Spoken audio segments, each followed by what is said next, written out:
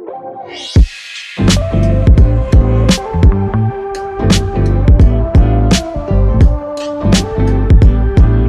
everyone, and welcome to the Soul Podcasting Podcast. And I'm excited today. We're going to be talking about communication. We're going to be talking about platforms and making an impact. So I have an awesome guest today. Her name is Aurora Winter. She is an award-winning author, a seasoned TV producer, a media coach, and a serial entrepreneur. So we're going to be definitely talking about her entrepreneurship and storytelling. And so if you've ever thought about writing a book or expanding your podcast into a platform, making it that bigger impact with your voice, this episode is for you. And welcome, Aurora, to the show. I'm so glad to be on the show with you, and I look forward to helping your listeners turn their words into wealth. Awesome. I'm excited about this episode because we're going to be, like you said, talking about turning our words into wealth. So that is a powerful way to begin the conversation. And so I want to know about about your background, first of all, and how you started helping entrepreneurs and how did you get into the field that you're in right now? Just tell us your story and who you are and what you do. Well, I've always loved books. I've loved communication. I've loved movies. I have a background as a film and television executive producer. I raised $5 million for a film company and we made 8 films. And then I got a bit frustrated because I'm like, so many people have so many wonderful stories, but they don't have 100 million to get Tom Cruise to star in it. Right. And so I turned back to my first love, which was books. And then I noticed that, there's so much value in writing a book. Obviously, you're a serial entrepreneur and you have a book. So you know the value of a book as an authority piece or as a lead magnet. But most people don't understand that a book can do many other things, as a podcast can to some extent as well. Mm-hmm. A book can help you reclaim your life. It can help you reframe all of the tragedy and setbacks and pull the gold of wisdom out of it. And then you can feel better about yourself. Even if you never published your book, you shift as a human being. Wow. But once you've done all that, you might as well offer the gold to the world as a gift, save them the heartache and trouble. So I love helping people with their message and with their book. And some of my clients also have interest in film and TV. So I'm helping a person with a legal thriller. We've got that. I've got fantasy books here. The BBC is interested in turning my fantasy series of books. Wow. So I'm able to combine both the love of books and the love of movies. Wow, that's amazing. How long have you been writing books? That's a hard question to answer. But the truth is, I started writing my first book, which was illustrated when I was 9 years old. It was about a girl and her magical horse. I think I got 3 chapters in and then I ran out of steam. But the illustrations were good, and I think I still have that somewhere. Yeah. I've written 10 books now. I've written about 30 screenplays. We've won an award as a screenwriter. One of them was produced. That's the problem with film and television. You get so far, and then the money drops out, or the broadcaster drops out, or the talent drops out. Right. One of them was made. It was called Eli's Lesson, and it starred one-armed push-up Jack Palance, and was a heartwarming family film. So that's kind of fun. But I'm hoping that Magic, Mystery, and Multiverse will get produced by BBC. That would be 2026, 2027. So. Oh my goodness. So since you were 9, so that's, you've been writing forever. And so, so you really enjoy expressing yourself through pen and paper and writing, and how did you get into helping others to get their message out through a book? Well, in this weird combination of coaching energy, caring, nurturing energy, and also entrepreneurial energy, and also this film and TV thing. So I got a bunch of things going on. I actually really love helping people reframe the setbacks or tragedies in their life. I'm a good listener. I love to find the gold in people's stories. People open up to me easily. And then I thought, hey, you know what? We cannot just heal this, but we can also turn this into a book, a podcast, maybe a movie, and turn it into something valuable for your business as well. So I love what I'm doing now at Same Page Publishing. It actually turned out COVID was the best thing that happened to me in a long time, because I reassessed what do I love doing, and I realized this is perfect for me. I love helping people build their business, book, and brand. I love pulling out the gold in somebody's story. I have infinite patience for that. Like, we'll just go through all the mud, just get rid of all that mud until we find the gold diamonds. And then I also love having an end result. Like, just coaching isn't as fulfilling as creating something. So we, are creating books, and most people love it so much that they say, let's write another book, Aurora, as soon as they finish the first one. Yeah, that's amazing. And I think writing a book there's a lot of similarities and parallels between that and sharing a story through podcasting as well. And so we're going to touch a little bit on that in a moment. But I first wanted to ask you about something I saw in your bio about neuroscience of communication. And I don't really know what this is yet. So you're going to have to share what that means. And then how can podcasters just use this information to help their audiences receive the message that they're trying to give? I love this question. And I don't have a podcast, but I have a video podcast, if you like. It's called Strategic Basics. So I even noticed this with myself last week when I was doing the script for the new podcast episode, or the YouTube episode. So what I recommend is that you trigger curiosity and keep it triggered. Mm-hmm. So it's not enough if you've got a half-hour podcast to trigger curiosity at the beginning. Like we did at the beginning. We said, hey, we're going to help you turn your words into wealth. Okay, people are listening. But now we need to trigger it again, which you just did by asking about neuroscience. So you need to continually trigger, add value, and then create another open loop. You don't want the curiosity loop to be satisfied. You want it to stay open until you've finished your podcast, and then you want to open it again and say, come back next week. Mm-hmm. So I noticed I did this. I did a podcast episode or YouTube episode on Strategic Basics about Nike and the breaking four. Because Faith Kipyegon, just a couple of days ago, June 28th, I believe it was, she tried to break the 4-minute mile, which was broken by Roger Bannister in 1950 for men. But a woman has not ever broken the 4-minute mile. And so it was a breaking news story to which I wanted to add, I told the story and then got the result. But I also wanted to add her background. Like, she used to run barefoot in Nigeria, where she grew up.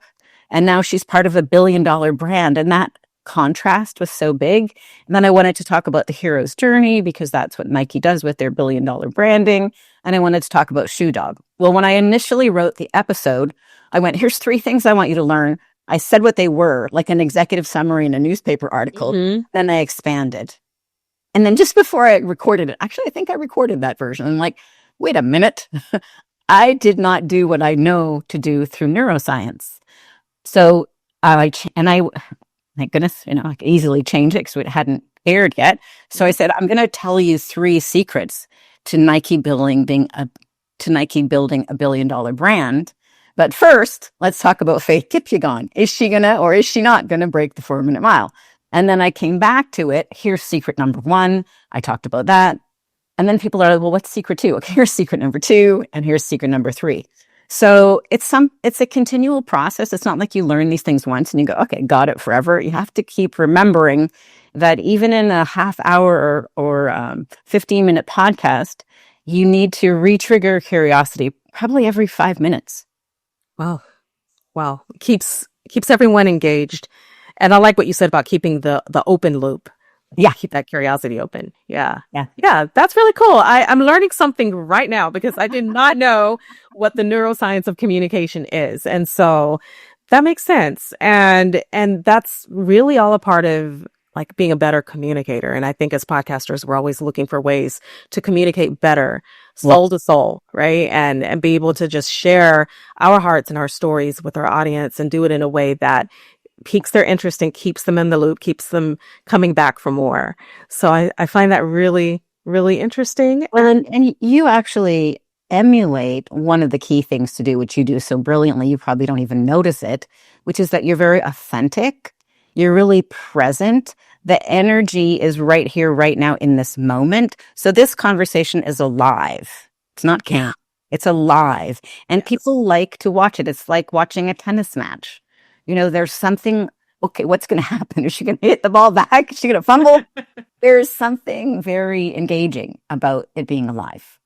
Yeah, yeah, I love that too. I love being able to just kind of go where the conversation flows, and you never know what you'll learn, you'll never know what you'll receive and what you're able to give to others when you just kind of go with that. But I love what you're saying about that neuroscience, and I'm going to study that more because you've actually just piqued my interest more about it. So, Well, when I got my MBA in 2015, it was a business training. Obviously, MBA is that, but we had a focus on neuroscience. Mhm. And so in the book, Turn Words into Wealth, I delve deeply into neuroscience and explain it. It's probably more than we can get into on this podcast, but you can get the book for free. For one thing, we sent it to you, but your listeners can get it on Amazon, Turn Words into Wealth, or if they want to read it for free, if they go to turnwordsintowealth.com, they can get the ebook absolutely for free.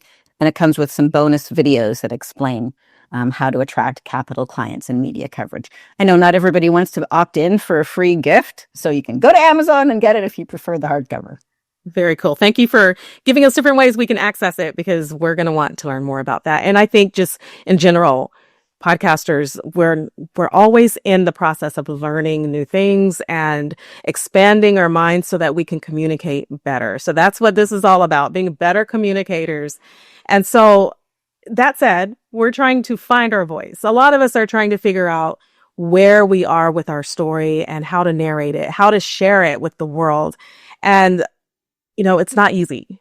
Sometimes it takes a while to figure out where we're comfortable, what we can actually share, what we're not comfortable sharing. And then even in that, the style, the way in which we present. So do you have any advice for us on how we can show up with confidence? Yeah, I think this is a wonderful and very deep question. And I think let's look at the answer like peeling an onion. Mhm. First is, who are you yourself, even before communicating with anybody else? Right. And what really matters to you? And write those things down, because there's something important about writing it down and capturing it.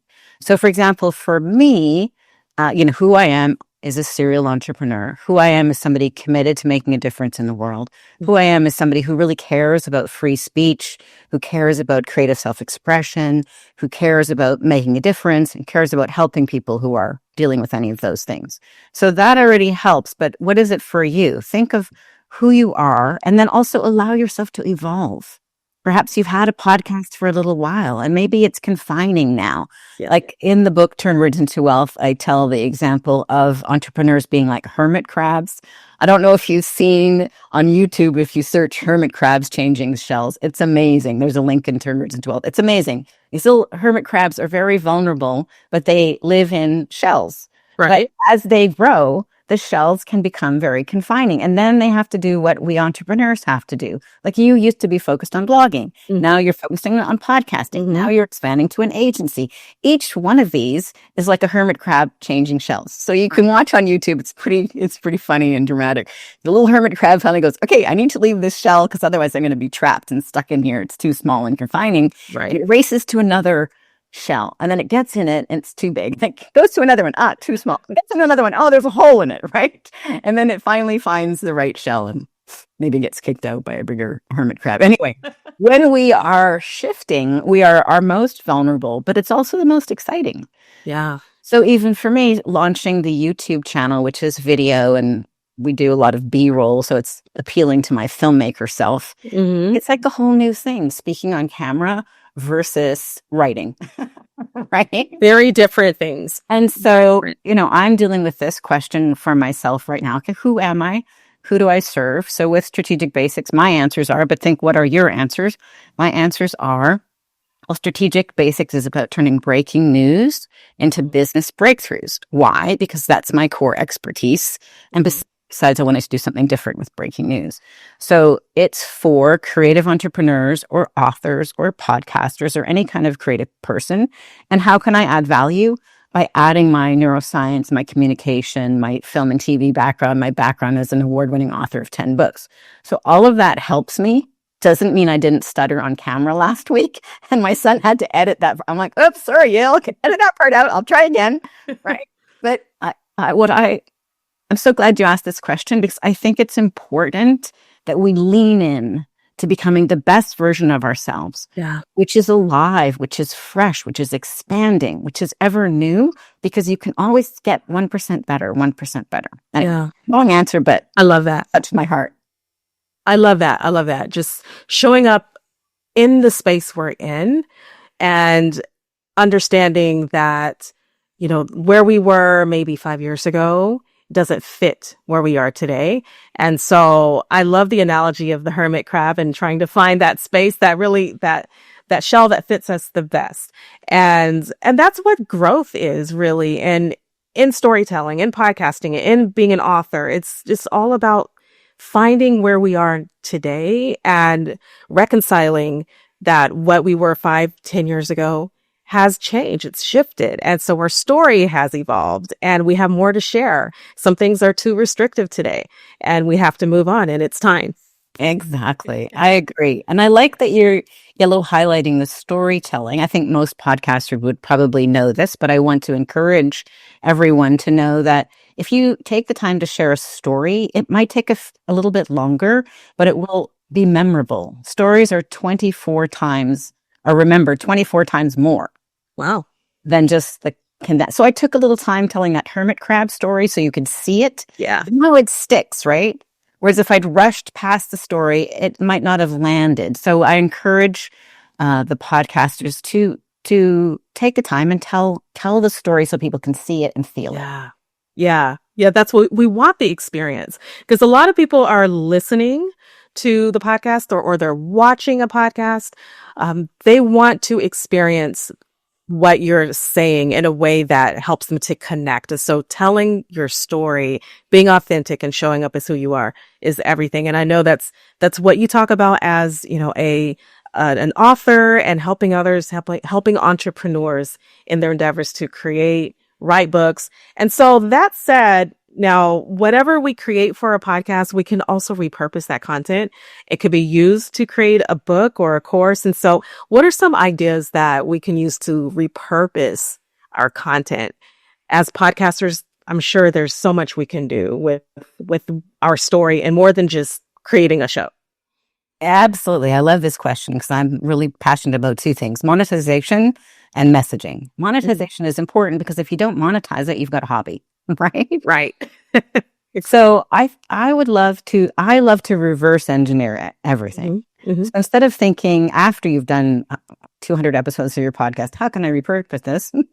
Before you record the next podcast, why not think about, hey, what if I had like a season or a series or a theme of podcasts about that would solve this problem for this ideal person? And maybe it's not every podcast. I don't know, whatever problem you would like to solve, but pick a problem. Maybe you can give me one and then we can go with that. Maybe every other podcast or every month you do one podcast on that theme. And then you've already thought it through. And once you've got, I don't know, a dozen podcasts or even fewer on that same theme, you've got a course. And you could just be strategic. Maybe you have random podcasts now and again, but maybe you also really focus on, I don't know, monetizing your podcast. Okay, monetizing or repurposing or how do you hire an agency to help your message out, whatever, so that you have a theme. And then I do everything reverse engineer. So think through what are the problems you can solve, and who do you want to solve those problems for? And what order do you solve those problems in so that you don't have 12 podcasts all about the first step? Yeah, exactly. Very good. Sense? Yeah, that's perfect. That's perfect. And I love that you reverse engineer everything, because that's the best way to approach when we're problem solving and figuring out how we need to get to the next step. And think about what problem do you solve?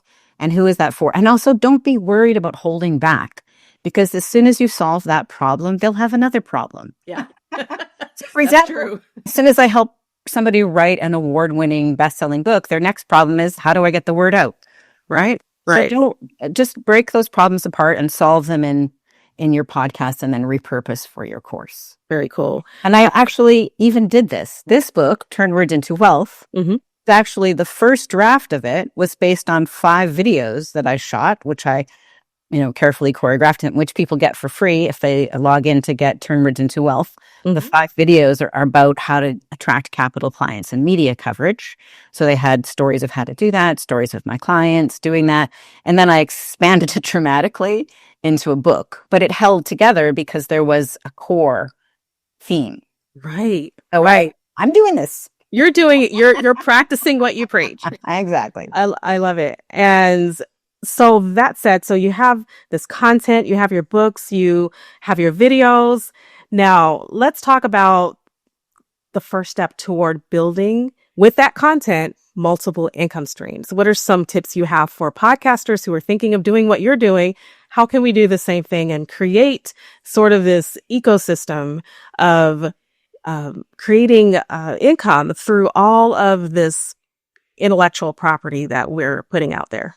Such an important question. Yeah. Well, again, reverse engineer. So it's like if you were baking, you want to put the yeast in before you bake the bread. Mm-hmm. So thinking this through in advance will really help you. And that's one of the things I wrote about in Turn Words into Wealth. There's 7 different ways to monetize your message, whether it's a podcast or a book. There's 7 ways. You want to decide, though, which of these 7 ways, you could pick more than one, but you want to decide before you bake your content, which of these ways you're going to do, so that the, I don't know, if you imagine that they're muffins, they've got yeast in them, so they rise, but they've also got blueberries in them. Mm-hmm. You could have blueberry muffins, or you could have raisin muffins, or you could have a pecan. I know, now I'm starting to get hungry.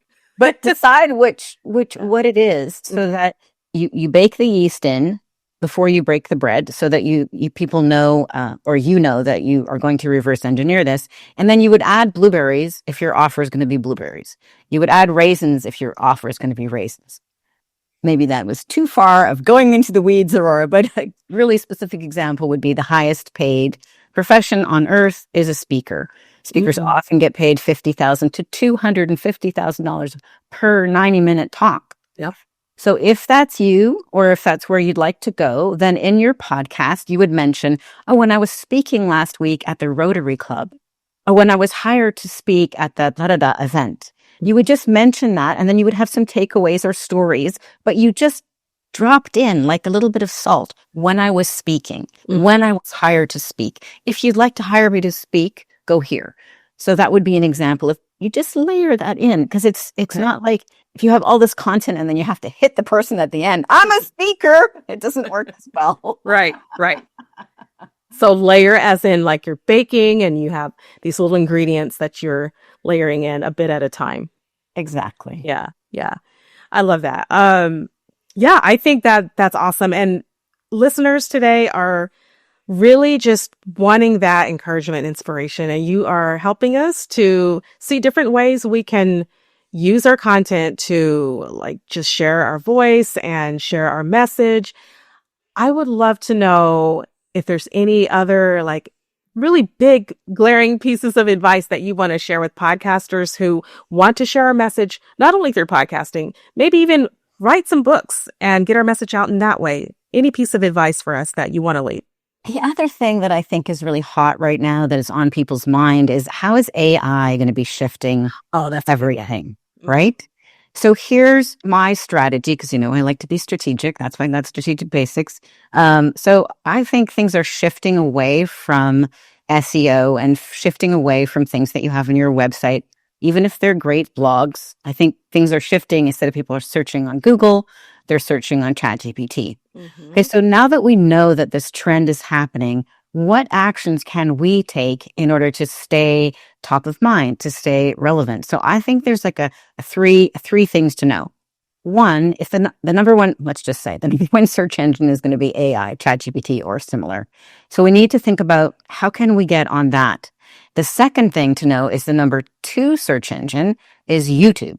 So put your podcast on YouTube. YouTube's very, very searchable, and it has huge traffic. In fact, YouTube just overtook every other streaming platform. People watch YouTube on their television, which is why I'm doing video on Strategic Basics. YouTube is more watched than Paramount, then Amazon Prime, then Apple TV. It's a monster. So you want to be on YouTube. But the number 3 search engine, see if we can get the right number of fingers, is Amazon.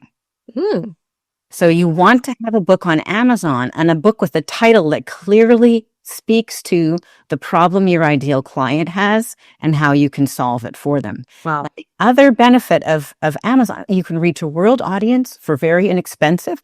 What's good about Amazon is people who go to YouTube are usually looking for answers for free. People who go to Amazon usually already have their credit card installed and they're willing to buy something. Wow. This is a higher caliber of person, even though it's a number 3 versus number 2 search engine. I have found that if people read my book and then they book a free breakthrough call with me, 50% of them enroll in the next step. So there's a very high enrollment rate because people have already qualified themselves. They've already read the book. They already go, oh yeah, Aurora speaks my language. I like what she's up to. They've already really almost decided before they talk to me. That's an insanely high close rate. In fact, I think it's more like 2/3. But anyway, the other good thing about Amazon is books on Amazon, I mean, you have to take a step, but usually get on Goodreads. So you get reviews on Goodreads, you got the book summary on Goodreads, and Goodreads is one of the sources that ChatGPT looks for. Really? So it goes full circle. So I think the strategy that I'm leaning into that I would invite others to think about is have a book that solves a problem for your ideal client, put it on Amazon, then have something fresh and new and current on YouTube, which is why I'm doing Strategic Basics. Every week I break down breaking news into business breakthroughs. So it's on my topic, but it's a different medium. It's YouTube, it's got video, it's fun, and it's now. And then index things on Goodreads and other places so that you show up, so that they recommend you. So that's my thinking. What do you about? I am floored because how did I not think of Amazon being number 3 in that list? That's a really important outlet to bring our information, to write a book and put it on Amazon. I never thought of, I have a book on Amazon right now, so I really need to kind of refresh my own goals and what I plan to do with creating my next book, writing this next thing about podcasting, but I didn't think about Amazon in that way. And so you've just really inspired me to get moving and to write that book. Yes, I'm like, okay, I have to do it now. This Aurora said. I said, and I want you to tell me when you've got it done. Or I will. So do you have any, just some last words of encouragement before we say our goodbyes? Final last words of encouragement. Because of AI, the other thing I deeply believe in my heart is our messages are more important than ever. Our stories, our failings, our struggle, the things that we have finally overcome. Double down on being human, as Joanna Penn says. I want to credit her. She has that statement. So I think in an age where generic data, information, words can be spewed out at lightning speed, what matters? It's not more information, people. It's need or want. It's more humanity. So your story, your insights, your challenges, your ahas, your triumphs are more valuable than ever. So share them on your podcast, share them on your YouTube channel, share them in your book. Because it matters. Your story matters. That's perfect. Aurora, how can our listeners reach you, find out more about your resources, and how you can help them get their message out? Oh, thanks for asking. Well, if they would like help with their book, with VIP one-on-one mentoring and coaching, through the publishing and promotion process, if they really would like to launch to the next level as thought leaders, they can go to samepagepublishing.com, because I come on the same page as my client. You can come to samepagepublishing.com, see the success stories of my clients, some of whom have won dozens of awards, have 3,000 reviews on Amazon, are attracting, 7 figures of new business with their thought leader being taken up to the next level. If they would just like some free help for no charge, they can go to turnwordsintowealth.com and get this award-winning substantial book. It's not like 5 pages.